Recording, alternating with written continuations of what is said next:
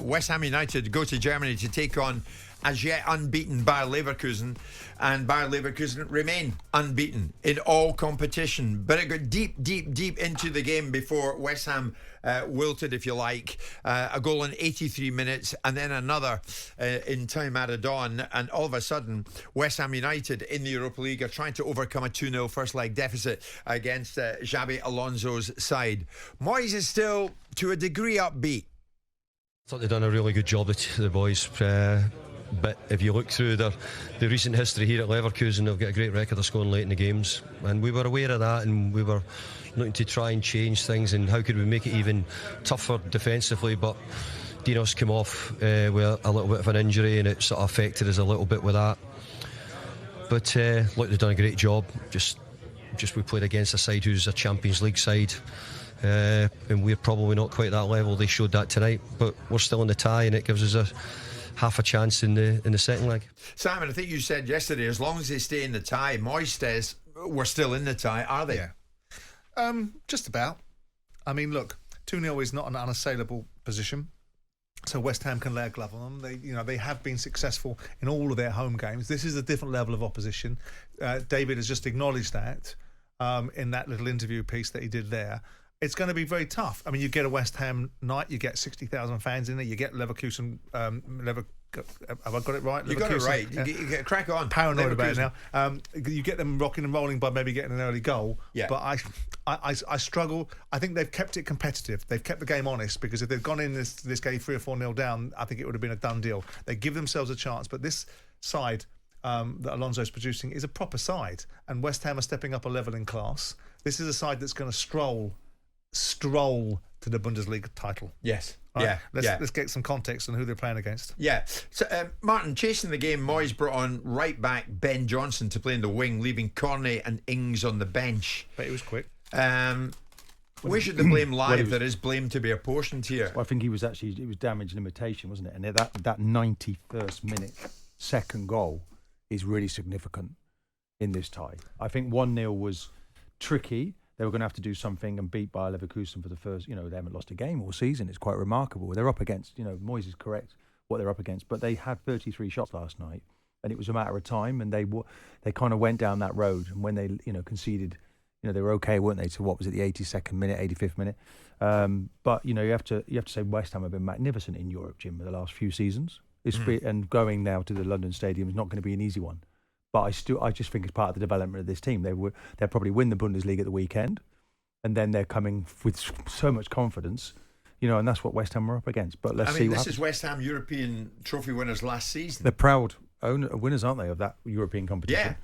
Yeah. But when you look at what happened this week, though, Martin, Sebastian Haller, once of West Ham, scored for Dortmund at Atletico Madrid. Scamacca helped bury Liverpool at Anfield last night.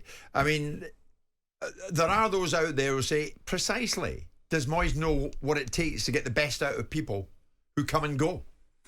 Yeah, but you've got to look at both of those players, and both of them had a little bit of a nightmare, didn't they? Haller was, couldn't hit a barn door, could he? And then, last year the game was just still the same problem with the player you just mentioned. So it is, Samaka, yeah. So it's it just showed West Ham are looking at the right players, Jim, and bringing the right players in. It's just whether Moyes wants to play in that way. He doesn't really ever engage. They always sit with that sort of mid-position block.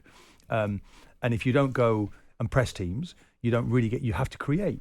Yeah, and they're not really renowned for that either. I don't know how West Ham fans are going to look at this this morning, because you have to look at it in a sense that they were minutes away from getting a very good result. Michael, West Ham fan, were they not? Good morning.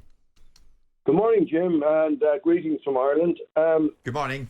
I love the show, and can I just say before I make my point, I think Simon Jordan is the greatest reader of football I listen to. He talks so much sense, and it's so refreshing. So thank you, Simon. And Martin, you missed out on Big Jack's arm. Now, moving on, Jim. Yes. I'm a year younger than David Moyes, so maybe is football passing us out, because we have a young breed. Since we moved down to that new stadium, they're selling popcorn, and they want us playing like Manchester City. Lads, tell me if I should give up. We're seventh. We've won a trophy. We're our third year in a row in Europe. We're sitting seventh in the toughest league in the world. And I remember Ian Dowie scoring an all goal on a Wednesday night up in Oldham when it was spilling raining. I remember Pellegrini spending millions, and Moye came in and saved us. I mean, I know I don't like his football, but where do our fans think we're going to go? we're going. No, honestly, lads, let's get a grip here. Come on. Yeah. Where are we going? 7th. We're sitting in, and they moan, "Oh, we had a bad league last year." Ah, come on.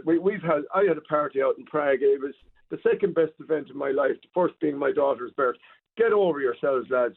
Give this man a break. He's a human being. The way he's been spoken on social media, Jim, guys, it's very disappointing. But I'm asking you guys, lads, is it time for me to give up following football? Oh, no, you're singing to the choir, mate. You're singing to the choir. I'm in that position that absolutely West Ham fans, and it's sections of the West Ham fan base, and we seem to get them piled in on this show with their disdain towards David. And I make the same point. I wrote an article in the Mail earlier on in the year about David and about the achievements and about the fact he picks up. Pellegrini made a holics of it. He spent £40 million on Felipe Anderson that couldn't trap a bag of cement. And you've got owners that haven't always been the easiest to work with. But Moyes has put you into a final that you've won, into a significant participation in European competitions the season before, into a situation now where the team's in the top 7 of the Premier League. I think you're absolutely right. But Michael, do you not watch it sometimes? And so you look at Paquetá, and I think he's a really fantastic player. Kudos as well. Players who run with the ball, and you think, well, they want to have the ball, don't they? And they would like maybe they could work a bit for. I just feel okay. I'm admiring what Moyes does, but I think the West Ham fans probably feel a bit frustrated that sometimes these players are not given their head to play in a more creative way. Michael, is it not? Martin, I absolutely get that point, and I'm one of them. I love us to be playing like Man City, but let's face it, we are good going forward. David is, he is. We know what he is.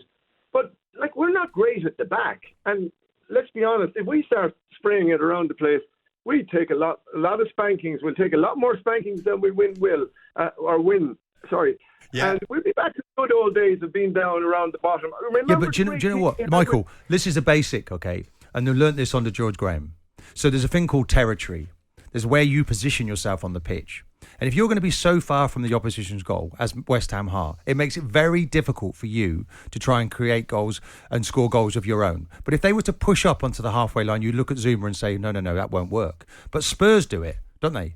Yeah. Spurs did it with 9 men against Chelsea. So you look at it and you think, is anyone in their staff brave enough to say to David Moyes, okay, could we challenge you a little bit? Could you just change a little bit if you want to go to the next step? I admire what he's done, but is he been asked that question within the group? Isn't it? Michael, that's fair comment, Simon, isn't it? Yeah, to some extent it is. But you got to look at the personnel. Then the best thing that Kirk Zuma has been able to kick is a cat. Ultimately, in terms of his performance, he's not good enough. But you look at Tottenham's back line, and you look at Van der Ven, and you look at Romero. They're on a different level than West Ham. So maybe he's got to look at his selection process. But I'm looking at Alvarez. I mean, they raided Ajax and brought some these are good players. Right.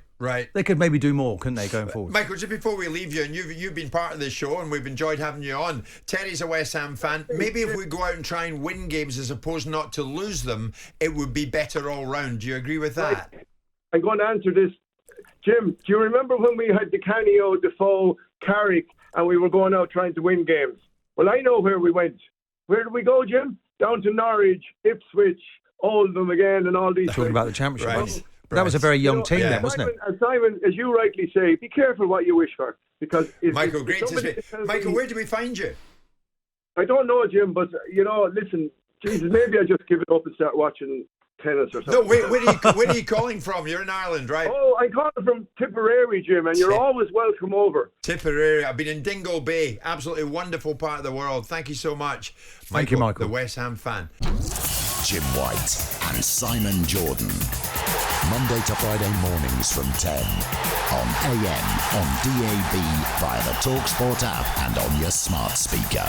talkSPORT.